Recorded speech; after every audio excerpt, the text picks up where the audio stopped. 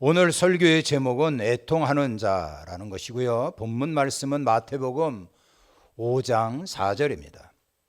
자, 여러분 꽃미남이라고 하는 말을 들어본 적이 있으시죠? 꽃처럼 예쁜 남자, 이러한 뜻입니다. 나름 멋진 말이다 라는 생각이 듭니다. 근데 요즘은 시대가 그래서 그런지 짐승남, 변태남, 기생충같이 빌부터 산다, 이러한 의미로 애비충, 이러한 말이 유행입니다. 여자분들도 무슨 된장녀, 개똥녀, 김치녀, 이런 말들도 있습니다. 자, 이러한 참으로 험악한 시대에 우리는 어떻게 불려져야 되느냐 하는 겁니다. 여러분들 생각은 어떻습니까? 예수 믿는 우리들은요, 울보남, 울보녀가 되어야 합니다. 자, 오늘 본문 말씀에 보면 애통하는 자는 복이 있나니 그들이 위로를 받을 것이며 라고 나와 있습니다. 애통하라고 말씀하고 있습니다. 본문에서 말씀하고 있는 애통의 의미는 무엇입니까? 하고 한 날 징징대는 건가요? 여자의 눈물은 무기라고 하는 말이 있습니다. 그래서 여자가 울면은 남자는 괜히 죄진 것 같아가지고 안절부절 정신이 없습니다. 어떤 사람이 연구를 했다 그래요. 여자의 눈물에는 남자의 공격성과 그리고 흥분을 가라앉히는 그러한 냄새를 분비한다고 합니다. 그렇다고 맨날 운다고 생각을 해보십시오. 재수 없습니다. 그리고 애통하면 이것이 고통이고 저주다, 이렇게 생각할 수도 있다는 겁니다. 근데 우리 예수님은요, 오히려 애통이 위로와 축복이 임할 것이라고 하는 말씀을 하고 있는 겁니다. 자, 우리가 성경에 보면은요, 애통이라고 하는 그 말의 단어가 무려 9가지나 되고 있습니다. 그런데 이 본문에서 쓰고 있는 단어는 바로 펜세오라고 하는 그러한 단어를 이용하고 있는 겁니다. 이 단어는 어느 정도 슬퍼하다가 적당히 끝나는 것이 아니고 사랑하는 사람의 죽음 앞에서 가슴을 치고 통곡할 때 바로 이 펜세오라고 하는 단어를 이용하고 있는 겁니다. 펜세오라고 하는 애통을 가장 잘 묘사하고 있는 말씀은요, 창세기 37장에 나오는 바로 야곱의 애통입니다. 알다시피 야곱에게는 12명의 아들이 있었어요. 그 중에 가장 사랑했던 아들은 요셉이었죠. 그런데 이 요셉이 하루아침에 행방불명이 됐던 겁니다. 사실은 형들의 미움을 사가지고 요셉을 애굽의 종으로 팔아먹은 거거든요. 근데 형들은 짐승에게 잡혀 죽었다, 이렇게 아버지에게 거짓말을 합니다. 아버지 야곱은 옷을 갈기갈기 찢고 그리고 허리에 굵은 배를 두르고 땅을 치면서 식음을 전폐하고 날마다 미친 듯이 요셉을 부르면서 통곡을 하게 되는 겁니다. 이렇게 애절하게 통곡하는 것이 바로 이 본문에서 예수님께서 사용하신 펜세오라고 하는 애통입니다. 예수님께서는 애통의 정도가 가장 강한 이러한 펜세오의 단어를 사용하신 의미가 있다는 거예요. 그 의미는요, 여러분들 첫 번째가 나의 죄에 대한 애통이 있어야 합니다. 현대 교회의 위기 가운데 하나가 뭐냐 하면 자신의 죄 문제로 애통하는 사람이 드물다는 겁니다. 전에는 우리가 예수님의 십자가를 생각하면 눈물이 마를 날이 없었거든요. 근데 언제 눈물로 기도했었지? 이렇게 까마득한 옛날 일로 여러분들 가물가물하십니까? 애통함이 없다는 것은요, 성령님의 찔림이 없다는 얘기입니다. 자신의 죄를 깨닫지 못할 정도로 완전히 영적으로 깡통이 됐다는 뜻입니다. 우리는 내 죄 때문에 애통하는 사람이 되어야 합니다. 창세기에 보면은 가인이 아벨을 죽이고 이렇게 얘기를 합니다. 내 죄벌이에 중하여 견딜 수 없나이다, 이렇게 외친 것 같이 내 죄의 무게가 너무나 막중하여 애통할 수밖에 없는 그러한 모습을 갖도록 해야 하는 겁니다. 여러분들 사도 바울이 어떻게 고백을 했죠? 로마서 7장에 보면 오호라 나는 공고한 사람이로다. 이 사망의 몸에서 누가 나를 건져내랴. 이렇게 죄 때문에 여러분들 애통하도록 해야 한다는 거예요. 그러려면 외면하지 마시고 자기의 죄와 깊은 대면이 있어야 합니다. 그냥 피상적으로 그래, 내가 죄야, 내가 죄인이지, 내가 잘못했어, 이렇게 인정하는 정도로 끝나는 것이 아닙니다. 어떤 사람들은 자기의 죄를 합리화시키는 사람이 있어요. 아니, 이 정도 죄 안 짓고 사는 사람 어디 있습니까? 그런 사람 한번 손들고 나와보라 그랬어요. 나와 보십시오. 이렇게 이야기하는 거, 하나님 앞에 볼 때는요 아주 시건방진 태도입니다. 우리가 성령 가운데 자신을 살펴보면서 요망한 이 죄악이 나를 하나님 앞에 멀리하게 만들었고, 나를 하나님의 말씀을 거역하게 했고, 그놈의 죄가 내 삶에 끈끈하게 붙어있는 이 상태를 묵인하고 내지는 방치하면서 내가 전혀 죄책감 없이 뻔뻔하게 살고 있었다니, 이러한 가슴을 치는 애통함이 있어야 한다는 거예요. 살아계신 하나님 앞에서 똑바로 살지 못한 그 못난 모습이 너무나 죄송스러워서 이제는 하나님 앞에 내가 철저히 깨어지고 부서지는 그러한 애통이 있어야 합니다. 그래서 그러한 찬양이 있어요. 깨지고 부서지는 찬양이 있지 않습니까? 우리가 말씀을 생각하면서 한번 같이 찬양을 불러보도록 하겠습니다.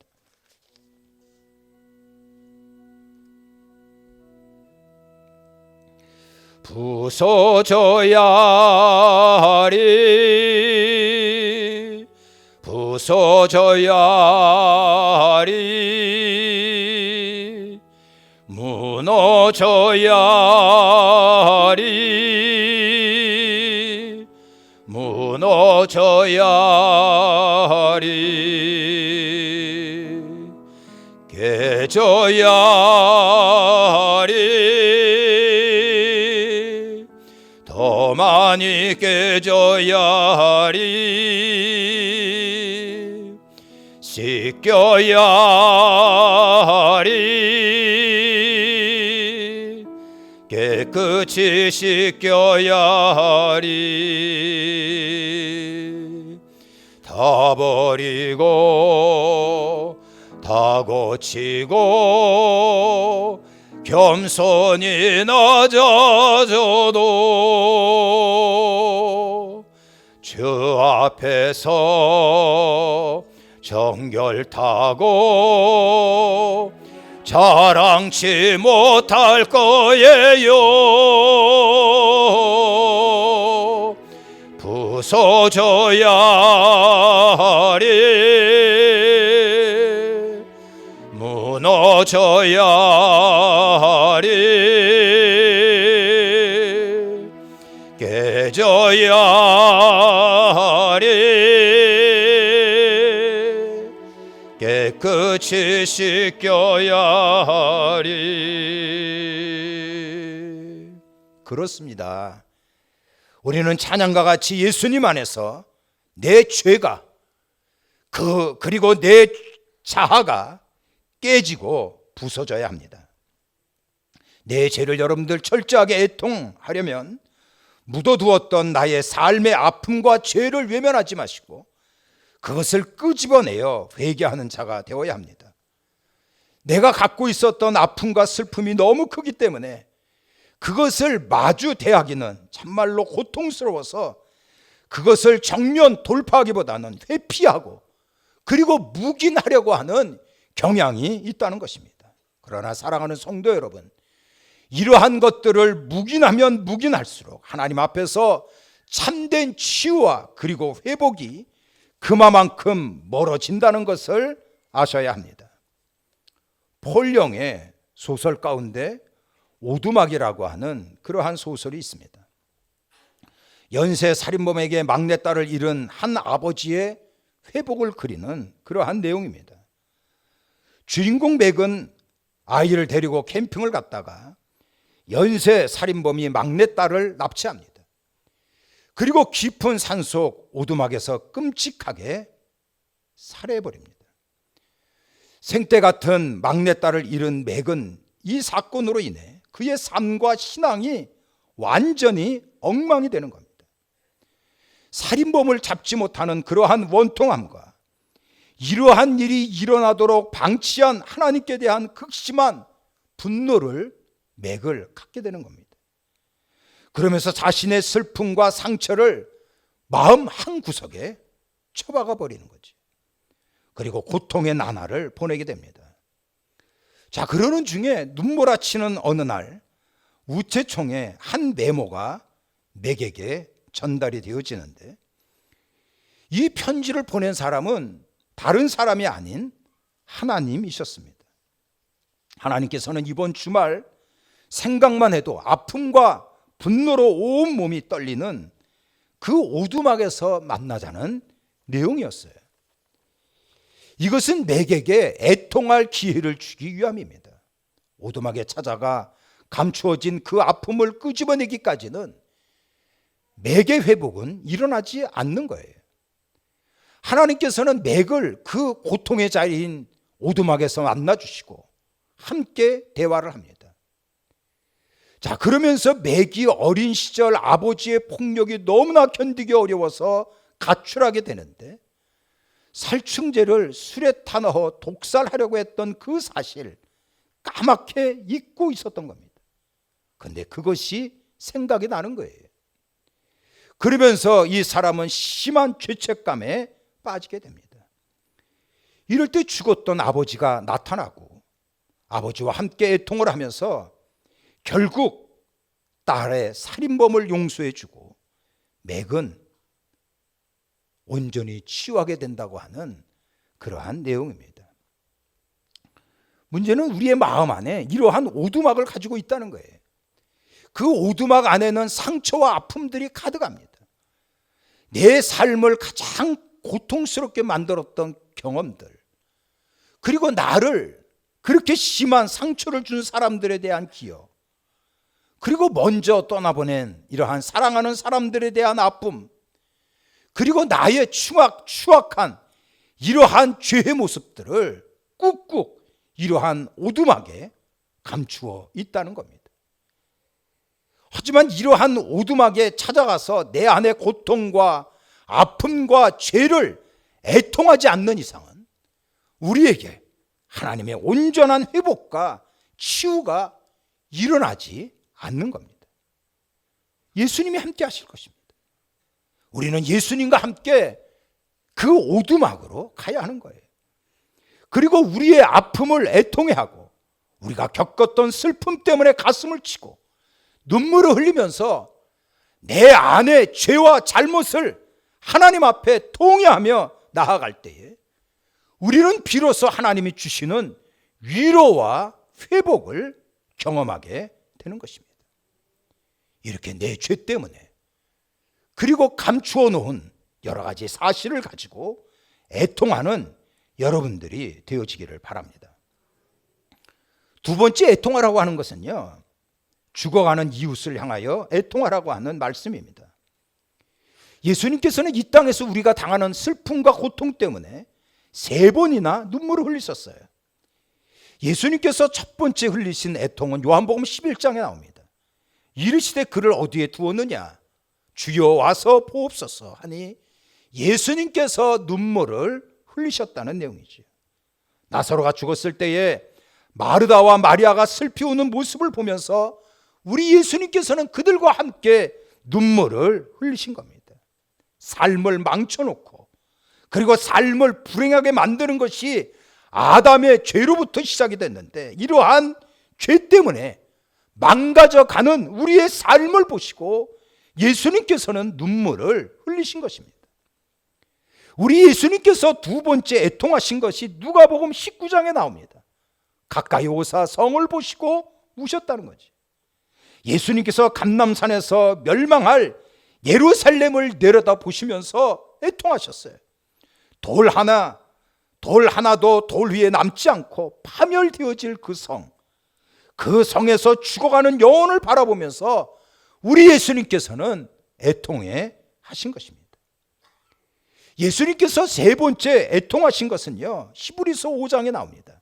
우리 예수님 육체에 계실 때에 자기를 죽음에서 능히 구원하실 이에게 심한 통곡과 눈물로 간구와 소원을 올렸다, 이렇게 나와 있어요. 우리 예수님 모든 사람을 구원하기 위하여 십자가에 달리시기 전에 겟세마네 동산에서 이와 같이 통곡과 눈물로 간구와 소원, 기도를 하셨던 것입니다. 맞습니다. 예수님은 죄가 세상에 들어와 무서운 결과를 가져오는 이 사실 때문에 애통해 하셨고요, 죄악이 세상에 만연하여 많은 사람들이 지옥불로 끌려가는 것을 보시고 우리 예수님은 애통해 하신 거예요. 우리 예수님의 애통은 죽어가는 그러한 형제 자매 이웃을 향한 애통이었습니다. 여러분들은 어떻습니까? 여러분, 지금 이 땅의 울음소리를 들어보십시오. 우리 못난 모습 때문에 부모님이 흘리시는 울음소리, 그리고 자녀들의 울음소리, 헐벗은 자들, 죽어가는 영혼들의 울음소리를 들어야 합니다. 이 땅의 가정과 경제와 그리고 교육이 무너지는 그러한 울음소리를 들어야 하는 겁니다. 북한 동포들의 울음소리를 들어야 한다는 거예요. 이러한 울음소리를 듣고 애통하는 자가 과연 우리 주변에 얼마나 되고 있습니까? 삼천리 강산, 우리나라, 이 땅에 그렇게 울음소리가 사무쳐 있건만 저희들이 더불어 같이 애통하는 정치가 실업과 더욱 믿는 그리스도인들이 얼마나 되고 있느냐 하는 거예요. 우리에게는 과거 일제 식민지의 아픔이 지금까지 있습니다. 당시 나라를 잃은 젊은이들에게는 원망과 분노가 가득 찼어요. 그래서 나약한 정부를 원망했고, 그리고 매국노를 원망했고, 열심히 살아봤자 외놈들 밑에서는 별 볼 일 없다, 이런 생각들을 했었던 거예요. 그래서 술 마시고 호랑방탕하게 살았어요. 될 대로 되라, 이런 식이었어요. 아주 얍삽한 일제는요, 찬스다 싶어 각처에 유곽이라고 하는 술집을 만들어가지고 우리의 젊은이들을 완전히 퇴폐를 주장하는 이러한 문화로 이끌어갔습니다. 여러분들 이때에 나온 노래 알잖아요. 이 풍진 세상을 만났으니 너의 희망이 뭐냐, 이런 애절한 노래를 유행시켰어요. 노새 젊은 옷에 자조적인 노래가 주류를 이뤘던 겁니다. 그래가지고요, 정신의 황폐가 나타났고 모든 것을 체념하니 움직일 힘조차 없는 완전 마비 상태가 됐던 겁니다. 이때에 예수님 믿는 지도자였던 안창호 선생님이 뭐라고 얘기했어요? 나라가 이렇게 된 것은 우리 모두의 책임이다. 결코 남을 원망하지 마라. 우리의 잘못에 대한 하나님의 심판이다. 내 책임이라고 생각하고 정신 똑바로 차려라. 열심히 배워라. 나라를 위해서 애통해라. 부지런히 공부하고 부지런히 예배하고 부지런히 일하는 것이 이게 바로 애국이다, 이렇게 외쳤습니다. 알다시피 요즘 일본이 무력 규제로 무차별 우리 농락하는 걸 보면서 우리가 마땅히 대응할 어떤 것도 없는 걸 보면서 열받고 승질나고 자존심 상합니다만, 지금 정치 이념에 따라서 갑론을박하면 안 됩니다. 안창호 선생님이 이미 오래전에 말씀하셨던 십자가의 정신으로 말씀하신 나라를 위한 애통함이 있어야 하는 거예요. 에레미야는 망해가는 조국, 그리고 죄로 가득 찬 그러한 조국을 바라면서 이렇게 애통했습니다. 에레미야 9장을 보면 어찌하여 내 머리는 물이 되고 내 눈은 눈물의 근원이 됐고 죽음을 당하고 있는 내 딸, 내 백성을 위하여 나는 밤이고 낮이고 하나님 앞에 애통하겠다. 이렇게 선포하지 않았습니까? 우리는 지옥 불구덩이로 가고 있는 내 가족과 내 이웃, 그리고 우리를 둘러싸고 있는 조국의 현실과 이 사회가 멸망으로 흘러가는 것을 보면서 애통의 눈물로 하나님 앞에 나아가야 하는 겁니다. 이렇게 애통하는 자, 하나님의 역사가 나타납니다. 자, 다시 본문 말씀에 보면 애통하는 자는 복이 있나니 그들이 위로를 받을 것이며, 하나님의 위로가 나타나는 겁니다. 이 위로라고 하는 것은요, 성령님과 동일한 언을 갖고 있어요. 그래서 우리가 애통해 할 때 성령님이 함께 하신다는 약속의 말씀입니다. 우리가 십자가를 생각하면서 울 때에, 그리고 우리가 아파할 때에, 나의 부끄러움을 발견하고 말할 수 없는 아픔으로 예수님 앞에 엎드리는 그 순간에 성령님 외면하지 아니하시고 성령님의 임재하심으로 여러분들은 위로를 받게 될 것입니다. 애통하는 자에게는요, 시편에 보면 이러한 말씀으로 우리에게 언약을 하셨어요. 눈물을 흘리며 씨를 뿌리며 하나님 앞에 나아가는 자, 기쁨으로 곡식의 단을 가지고 돌아오리로다. 마치 풍성한 곡식의 단을 걷어올리듯 엄청난 하늘의 위로와 축복이 강같이 임하게 될 것입니다. 성령의 강물이 흘러넘칠 거예요. 기쁨의 열매를 맺고 하나님 앞에 설 때까지 성령 충만함으로 우리는 능력 있는 삶을 살게 될 것입니다. 치료의 강물로 하나님께서는 우리를 위로해 주실 거예요. 영혼요 강건함과 상쾌함으로 하나님께서 우리를 채워주실 것입니다. 또한 형통의 강물로 우리 주님은 우리를 위로하실 것입니다. 들어가도 나가도 복받는 복덩어리로 하나님께서 만들어 주실 거예요. 결코 애통은 저주가 아닙니다. 이것은 축복으로 마무리되어지는 하나님의 은혜라는 것입니다. 걸프전 때 다 국적군 총사령관이었던 노만 장군에게 기자들이 물었어요. 장군님, 오늘날 미국의 가장 큰 적은 누굽니까? 초강대국 미국과 맞짱을 뜰 나라가 러시아인가? 중국인가? 이렇게 모두 궁금해했는데 노만 장군은 의외의 답변을 했습니다. 미국에서 눈물 없는 사람들이 많아지고 있다는 것이 이게 바로 문제입니다.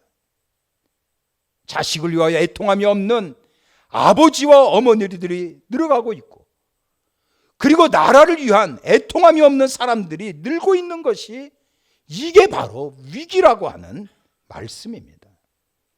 이번 한 주간 주께서 우리에게 주신 그러한 말씀을 의지해서 내가 지은 흉악한 죄, 그리고 오두막 깊은 곳에 감춰둔 그 모든 것, 그리고 내 이웃, 그리고 우리가 당면하고 있는 이 나라와 이 민족 여러 가지의 문제를 가지고 하나님 앞에 애통해 하십시오.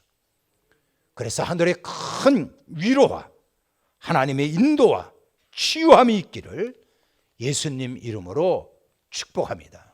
이제는 우리 구주 예수 그리스도의 은혜와 하나님 아버지 극진하신 사랑하심과 성령님의 위로와 교통하심이 예배드린 우리 모두에게 영원히 함께하옵기를 간절히 축원하옵나이다.